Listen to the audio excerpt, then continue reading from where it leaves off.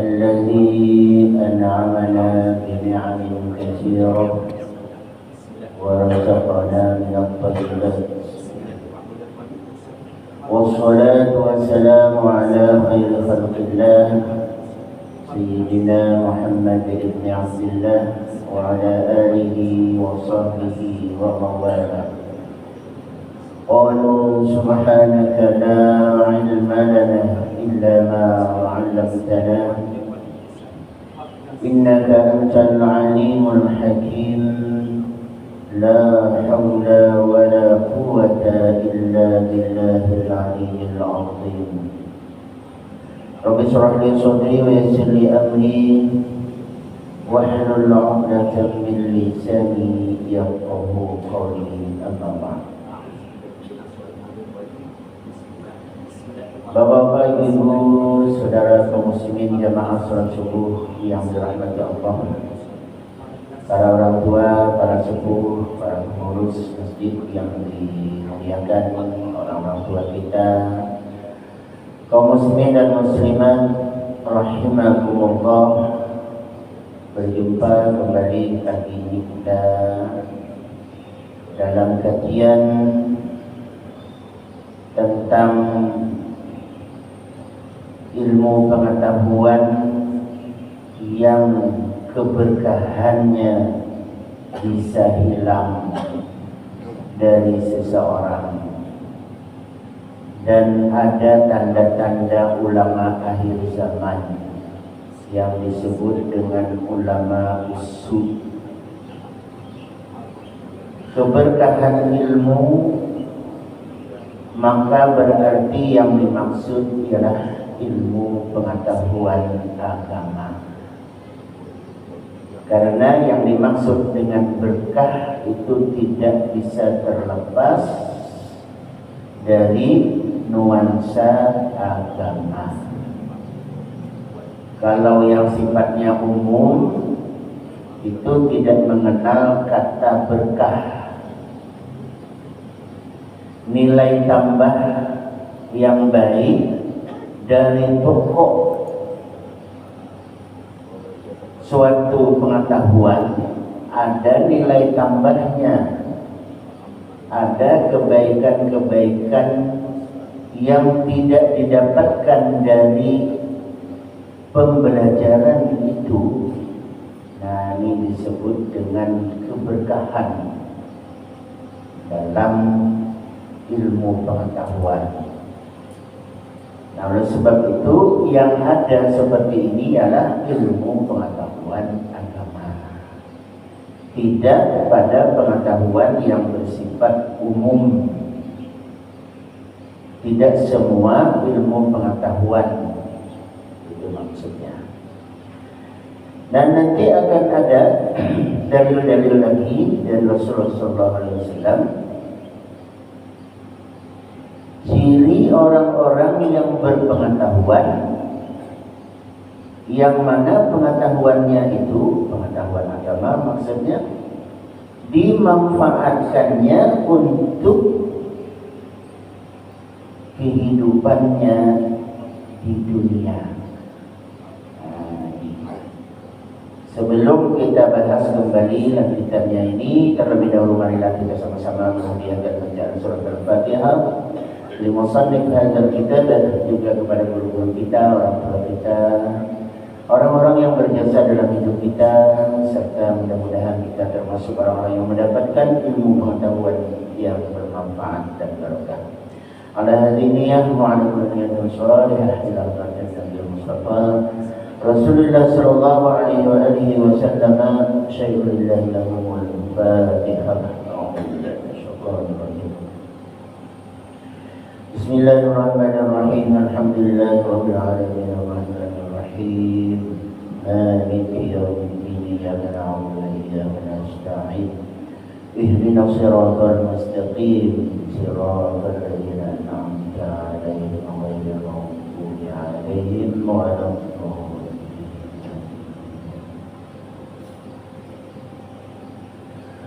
Wa qala Rasulullah sallallahu alaihi wa alihi wasallam,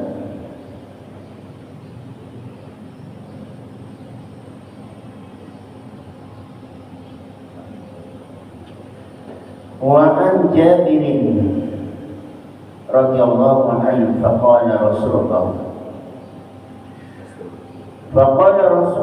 sallallahu alaihi wa alihi wasallam la tata'allamu al-ilma ta'alama yata'alamu tata'alamu antum la tata'alamu, janganlah kalian, antum semua, kita maksudnya,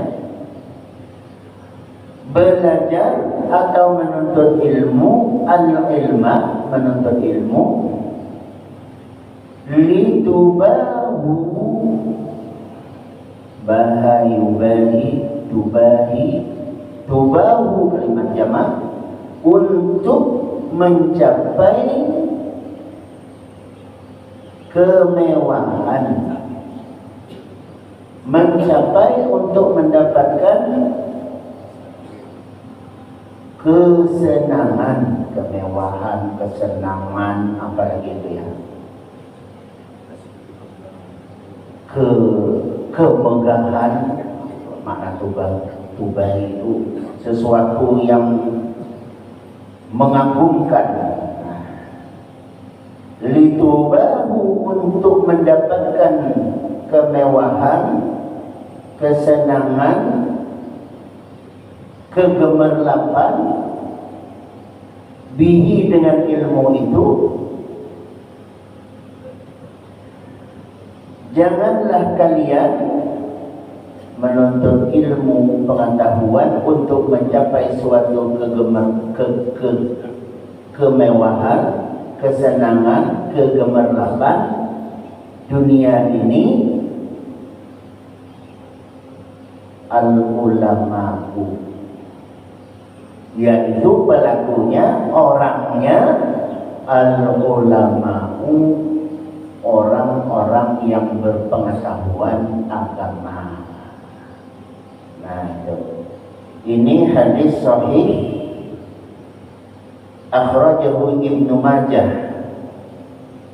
Nah, rupanya ashabus sunan ini, jadi ashabus sunan itu kan selain daripada Al-Bukhari wa Muslim, karena Al-Bukhari wa Muslim, apalagi kedua-duanya rawahul Bukhari wa Muslim, ini hadis yang bisa dijadikan sebagai sumber hukum dua ini, riwayat dua orang perawi ini, Bukhari, Muslim, atau bergabung kedua-duanya, ada di hadis kedua-duanya Bukhari wa Muslim.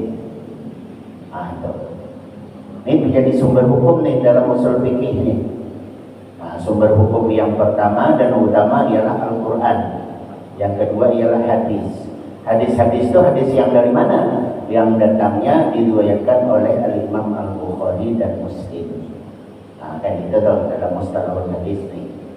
Nah, di bawahnya, yang di bawahnya ini ashabus sunan. Ashabus sunan itu disebutkan sahib, itu kan pemilik artinya.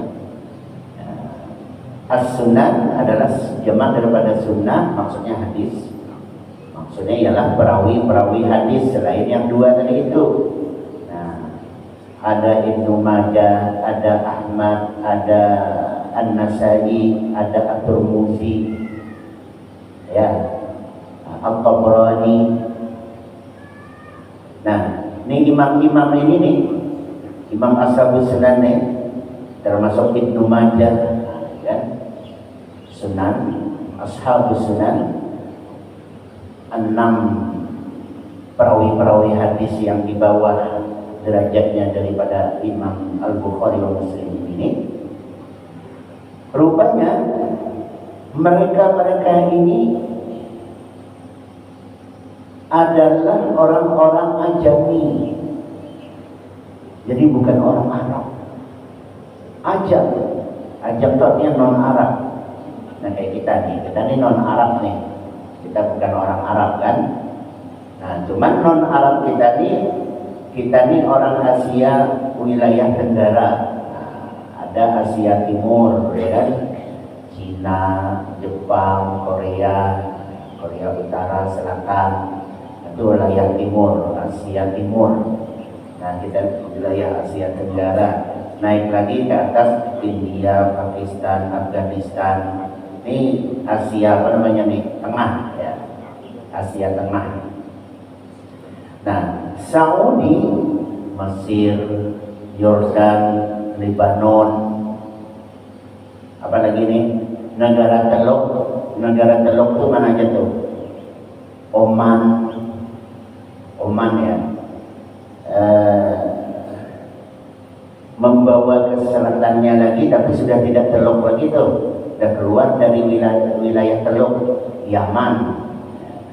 Nah, masuk ke Teluk yang disebut Teluk Hormuz itu kan. Nah, di situ mulainya sebelah selatannya itu disebut negara-negara Arab Teluk, Oman, Bahrain, Uni Emirat Arab, Qatar, apalagi itu, Kuwait, termasuk Saudi, karena Saudi itu negaranya besar, jadi pantainya sebelah utara ini itu mencakup kawasan Teluk. Nah, di atasnya lagi baru Irak. Nah, itu kan. Nah, seberang sininya, kalau ibarat ini, kata dalam peta itu kan, sebelah selatannya nih negara-negara Teluk tadi itu, sebelah utara dan timur itulah Iran yang dulu dikenal Persia. Nah, sekarang adalah negara Iran. Di Irak itu sebelah pantai utara dan timurnya Teluk Hormuz ini itu adalah wilayah negara Iran. Nah, itulah yang dikuasai Iran, kan? Nah, itu. Berseberangan dengan negara-negara Arab, Arab Saudi, Kuwait, Qatar, Bahrain, Uni Emirat Arab, apalagi Oman tadi, disebut negara-negara Teluk. Sebenarnya di atasnya itu ada Irak, itu juga disebut negara Teluk juga. Makanya dulu disebut perang Teluk kan, perang Irak, Kuwait, Irak, Iran, perang Teluk namanya dulu tuh kan. Nah, sampai sekarang ini daerah Teluk.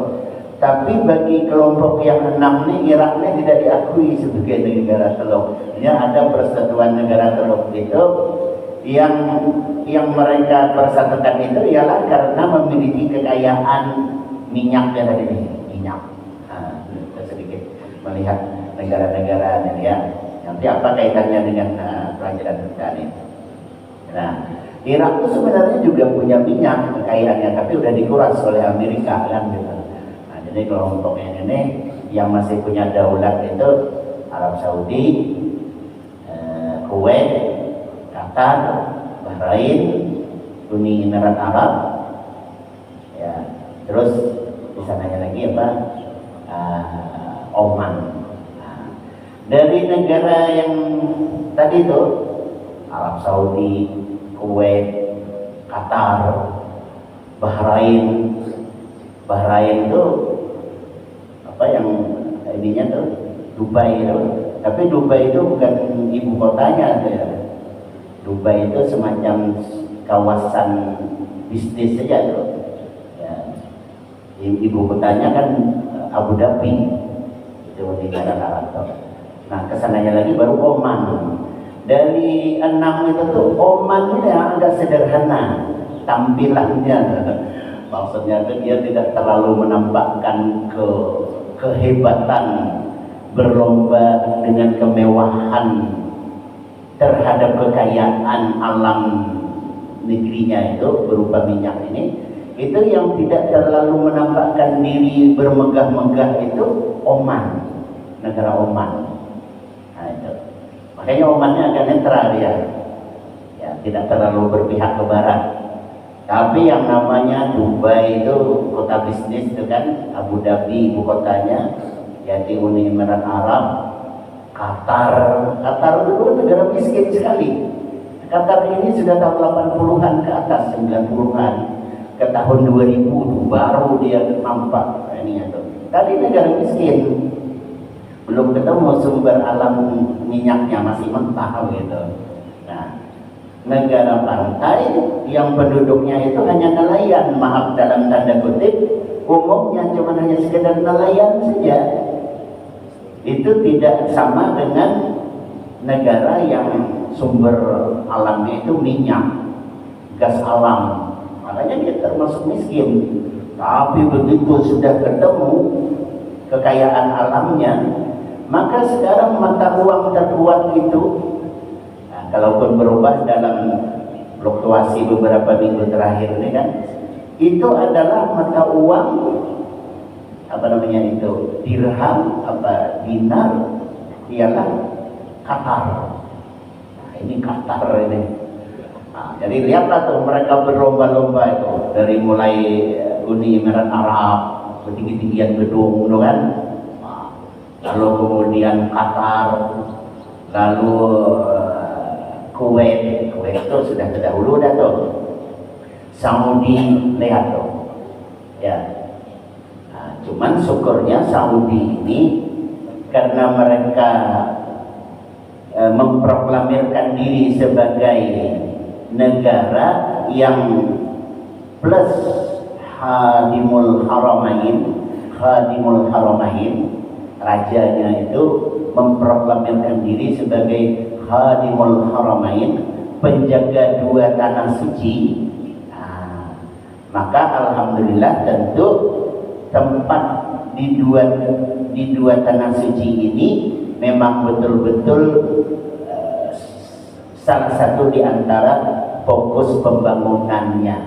Nah, maka kita lihatlah kemegahan Masjidil Haram, Masjidil Nabawi, gitu kan. Nah, itu tentu hal-hal positifnya. Tapi hal-hal yang negatifnya juga banyak juga kan. Nah, itu mereka bermegah-megah bagaimana. Nah, di situ tuh. Nah, lalu kalau kita lihat ya, la tata'allamul ilma litubahu bihi al-ulama wa tumaru, untuk mendorong orang menjadi pemimpin tapi adalah pemimpinnya sufaha, menuntut ilmunya, ulama-ulamanya untuk mencapai kemegahan, kemewahan.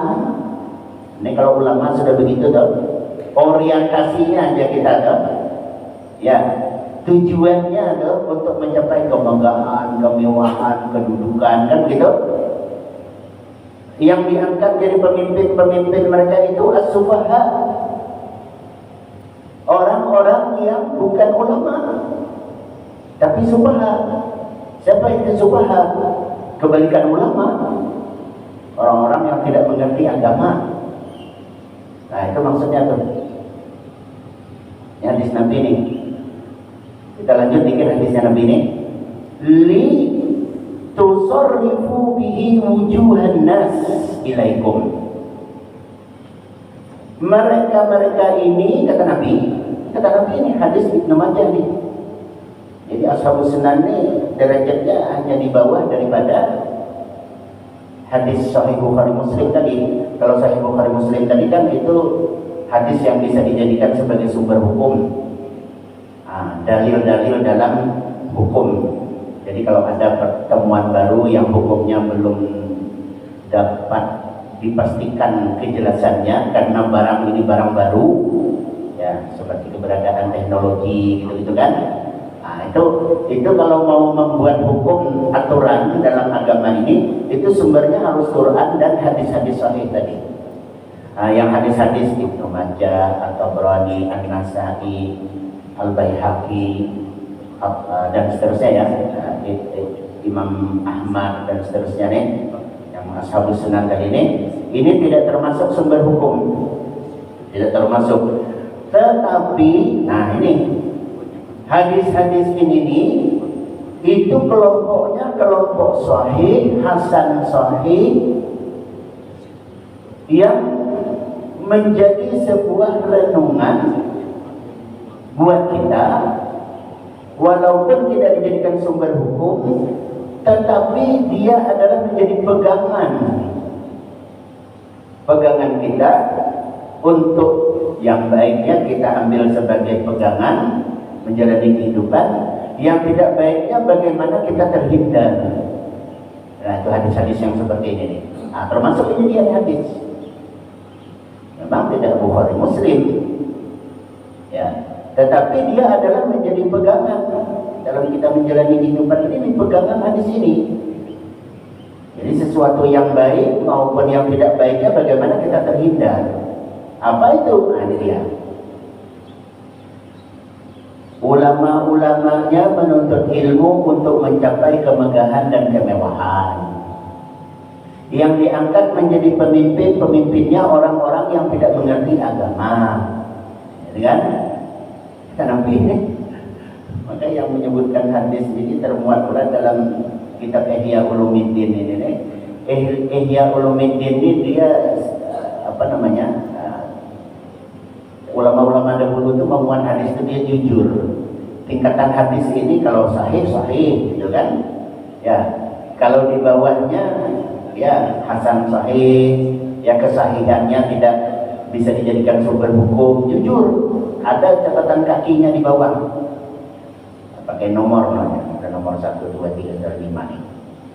Nah, bahkan hadis dhaif sekalipun ada dimuat juga dalam kitab Ihya ini, beberapa hadis-hadis dhaif begitu. Tapi ada catatannya. Nah, itu jujurnya tuh. Nah, bahwa hadis ini termasuk daripada hadis dhaif gitu. Nah, tapi walaupun hadis itu hadis dhaif, naik di atasnya lagi hadis dhaif itu artinya perawinya tuh setelah ditelusuri, kan dari zaman Nabi ke zamannya Al-Bukhari saja itu tuh ratusan tahun tuh, 100 ya, kalau Imam Asy-Syafi'i kan 150 tahunan ya gitu ya. Nah, itu. Jadi sekitar itu, di atasnya lagi ada Imam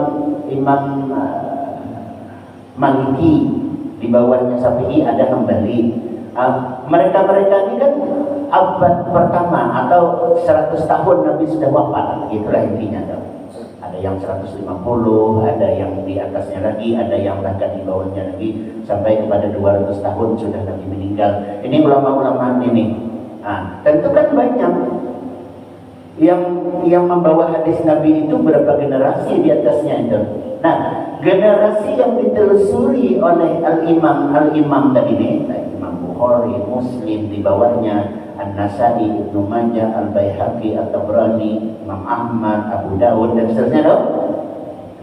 Mereka menelusuri hadis itu, ada perawi-perawi hadisnya itu, mereka berilmu, hafal hadis. Tidak sembarang orang yang mereka ambil tuh sumbernya datang dari sini, hadis ini nih. Ya, ujar si ulama ini nih. Tapi dapat ditelusuri, nah begitu hadisnya ya. Mereka mencari itu orang yang mereka ambil hadisnya tadi itu dapat diketahui dan diyakini satu saja menjadi cacat. Umpamanya pernah diketahui melakukan ucapan yang tidak tepat dengan sebenarnya, yang dianggap sebuah berita, kalau sekarang namanya hoax. Itu. Padahal mungkin tujuannya tidak itu. Cuman karena ikut-ikutan kayak kita lah nih.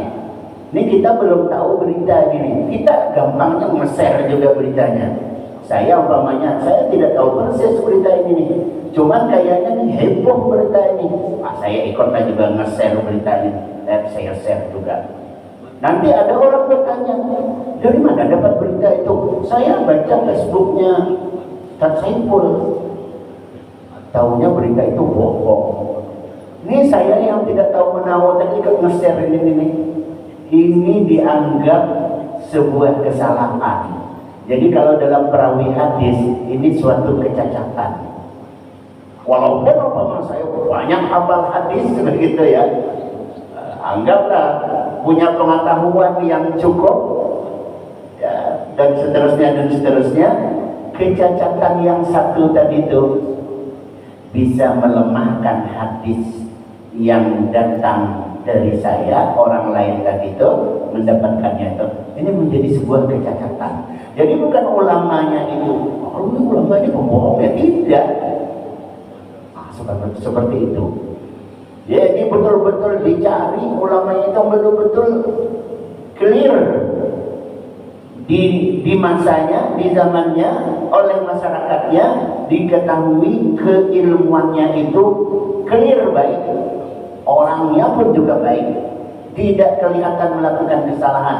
Walaupun bisa saja kan manusia itu memiliki kesalahan, seperti mana halnya ulama itu disebut dengan mahfuz, mereka terpelihara dari melakukan kesalahan, tapi tingkatannya tidak sampai maksum.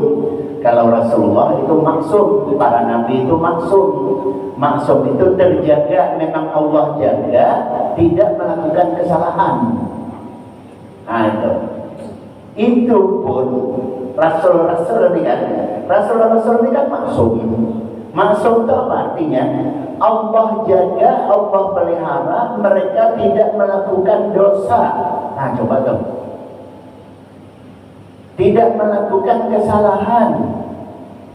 Nah itu nih ulama-ulama nih, para nabi nih, para rasul, terpelihara mereka.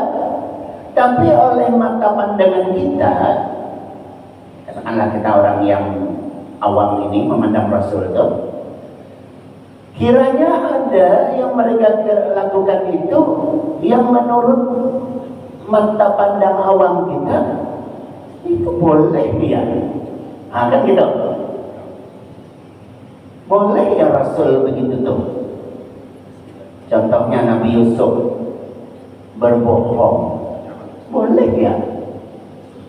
Karena Nabi Yusuf itu pernah memasukkan barang tuh ke karungnya Bunyamin. Bunyamin itu saudara kandungnya.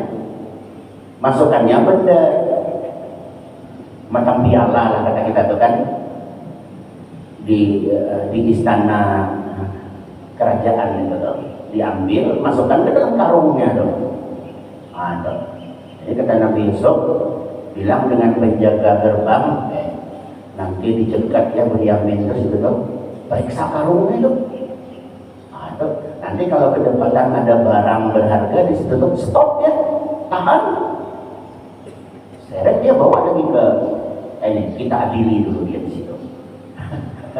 Kan gitu siasatnya Nabi Yusuf kan, kalau kita lihat dalam Al-Quran pun disebutkan cerita itu kan. Nah kalau kita secara awam memandang, wah Nabi Yusuf bikin siasat, bohong juga kan.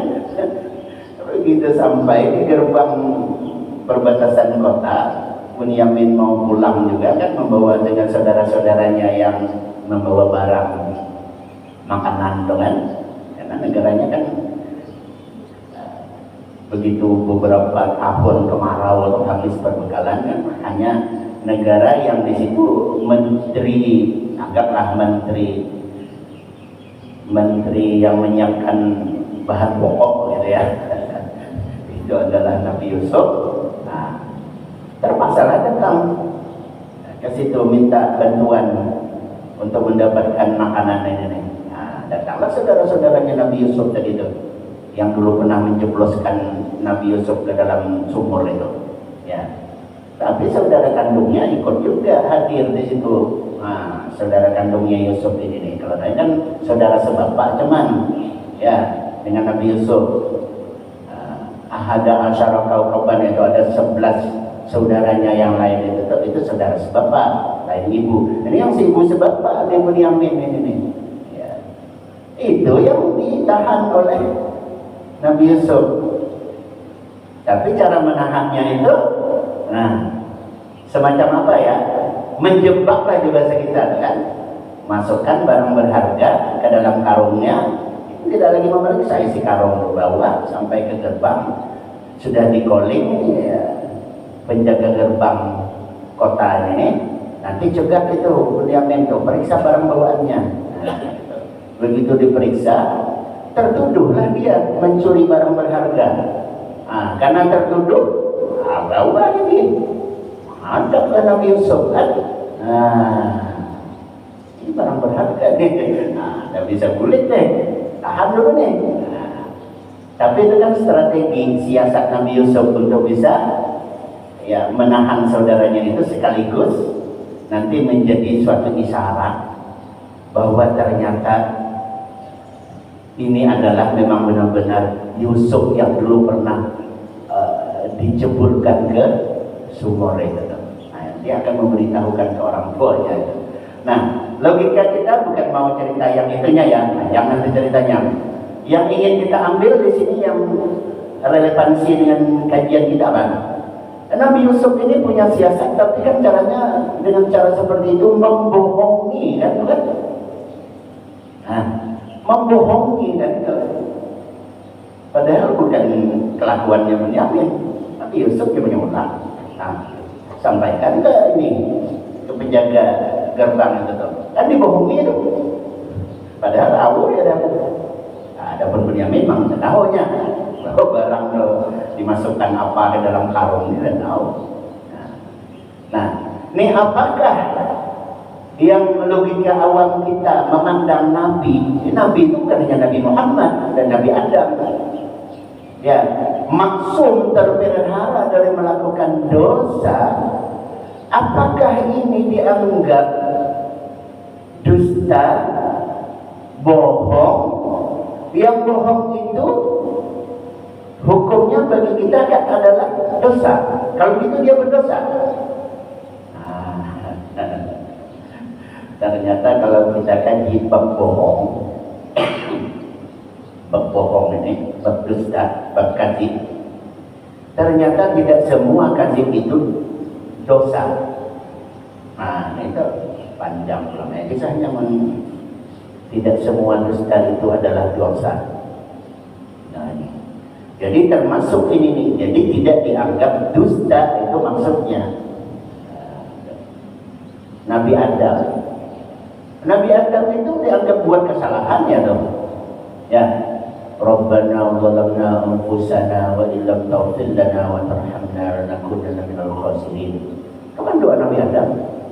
Rabbana wahai Allah, zalamna anfusana, kami sudah berlaku zalim terhadap diri kami ini karena memakan huldi itu kan. Nah, memang pengaruh perempuan itu membuat Nabi Adam jadi terseret juga, yaitu Hawa yang dapat dipengaruhi, ya kan, makan huldi, akhirnya Adam pun terseret makan buah dari itu. Padahal itu kan jangan dimakan, dilarang. Nah, ini sama nih. Nah, maka cocok ulang dengan doanya. Itu kan kalau kita berdoa seperti itu, asli kita memang zalim terhadap diri kita sendiri nih. Asli zalim kita. Rabbana zalamna anfusana wa illam taghfir lana. Ayo kita garis bawahi maknanya apa? Kalau engkau tidak mengampuni kami ya Allah, wa tarhamna, dan engkau tidak memberikan kasih sayang kepada kami, lanakunanna, pastilah kami ini minal khasirin, termasuk orang-orang yang rugi. Kan? Apalagi jelasnya doa itu, bahwa doa ini dialamatkan kepada orang-orang yang berdosa, orang-orang yang salah lalu ia taubat. Betul. Nah, pertanyaannya, Nabi Adam ini melakukan dosa tak kalau begitu? Nah, jawaban maksum tadi. Nah, ini berarti ini tidak konsisten, tidak konsekuen, tidak konsekuen. Ya, jawaban terpelihara dari melakukan dosa, ternyata melakukan dosa juga. Nah, ya kan? Nanti kacamata awam nih menilainya. Kita anggap dusta, yaudah kita anggap ini melakukan sebuah dosa, sudah ini dilarang tapi masih juga dikerjakan. Nah, lalu bagaimana jawabannya? Nah, apa apakah ini dosa? Tidak termasuk dosa. Loh, kok begitu? Istimewa banget kan? Ya jelas. Ya, itu larangan itu kalau kepada kita yang di dunia, yes, itu dosa. Dosa. Tapi pertanyaannya, peristiwa itu terjadi di mana? Iya kan? Di mana kejadian itu? Di dalam surga. Pertanyaannya, apakah orang yang sudah berada di dalam surga melakukan sesuatu, apa yang dilakukannya itu menjadi dosa? Nah, itu jawabannya apa? Tidak ada sesuatu yang dilakukan di dalam surga itu apa aja rupanya. Jadi kita ini nanti menjadi penduduk surga ini, namanya Rabbul Alamin. Apapun yang kita lakukan yang dulu di dunia jadi dosa, di sana sudah tidak dosa lagi. Gitu. Ya. Yang ada ialah kebaikan.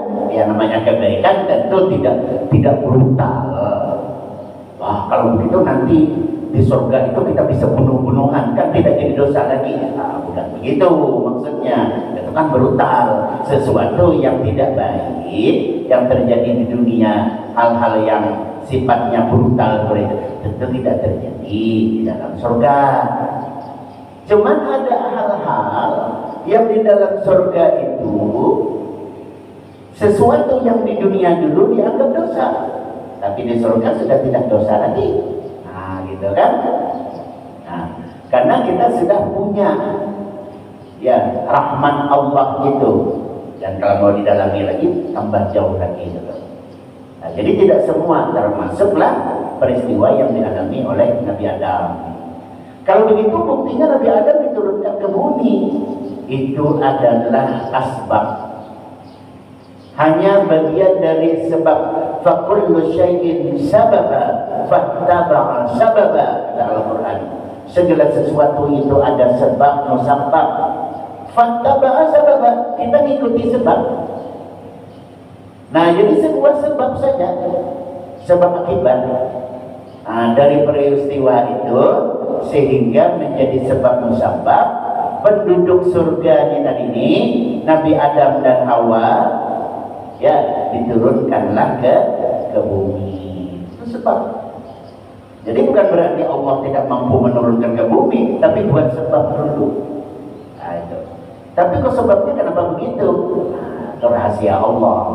Yang pasti hal yang dilakukan oleh Nabi Adam dan Hawa di surga itu ini tidak dianggap sebagai dosa. Ya tetap mereka itu maksum. Begitu pula halnya dengan Nabi Musa. Nabi Musa itu kan dalam Al-Quran pernah disebutkan membunuh orang, membunuh anak. Yang ketika bersama-sama dengan Nabi Khidir itu ada anak bunuh. Siapa yang bunuh? Musa alaihissalam. Nah, ayo membunuh dong. Bukannya dosa dong. Ya kan? Nah, jadi kacamata awam memandangnya dosa itu. Tetapi rupanya Nabi Musa ini dalam hal ini tidak melakukan dosa. Nah, yang tahu tuh Nabi Khidir. Ya, karena Nabi Khidir ini dikasih oleh Allah ilmu pengetahuan yang dapat mengetahui peristiwa yang akan terjadi. Nah, itu. Rupanya ini anaknya nanti kalau besar menjadi musuh dalam agama, musuh orang tuanya. Nah, itu. Jadi daripada nanti jadi masalah anak ini, bagus amankan saja dia dari kecil ini nih. Karena kalau bayi itu kalau dia ada masalah, dia masuk surga, dia tidak berdosa. Oh, udahlah. Nah, jadi sebab kematiannya itu oleh Nabi Musa. Jadi kalau kita kata-kata awam, oh, Nabi Musa membunuh nih. Nah, itu. Jadi tetap mereka itu disebut maksum. Menggantung cerita kita ini jadinya ya. Nah, tetapi insya Allah nanti akan kita lihat bagaimana hadis ini kalau kita lihat dengan peristiwa kekinian. Nah, kekinian itu artinya yang terjadi sekarang ini, kira-kira dapat tidak kita tamsilkan litubahu ulamanya untuk bermegah-megah, Cari orang jadi pemimpin, pemimpinnya itu pemimpin yang jangan terlalu mengerti dengan agama lah, nanti susah dia menjalankan perintah, gitu kan. Nah, lalu lagi cari orang-orang yang kira-kira itu tuh dapat membantu dia untuk mendapatkan kedudukan dan kemuliaan, jual nilai-nilai agama itu di sisi orang-orang yang subhat tidak ngerti agama dan itu. Nah, gitu loh. Jadi kayaknya hadis Nabi ini nih memang relevan yang terjadi saat ini. Nah, tapi insya Allah minggu depan lah kita lanjutkan ini. Dan hadis ini an Jabir bi isnadin sahihin min riwayati akhrajahu Ibnu Majah. Karena bahasannya belum tuntas nih Pak Jini. Nah, ini kita lanjutkanlah bahasannya ini. Dalam hal itu maksudnya penjelasannya minggu yang akan datang, mudah-mudahan. Segala kekurangan mohon maaf sampai di sini terlebih dahulu. Wallahul muwaffiq ila aqwamit thoriq. Billahi taufiq wal hidayah. Wassalamualaikum warahmatullahi wabarakatuh. Bismillahirrahmanirrahim. Alhamdulillah. اللهم اجعل جمعنا هذا جمعا مرحوما وتفرقنا من بعده تفرقا معصوما. اللهم لا تجعل فينا ولا معنا سخيا ولا محروما. ربنا اتنا في الدنيا حسنه وفي الاخره حسنه وقنا عذاب النار.